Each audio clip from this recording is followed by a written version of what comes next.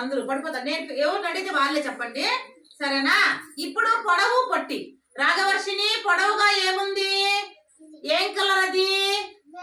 Red colour. పొట్టిగా ఏది ఉంది? ఏం కలరు?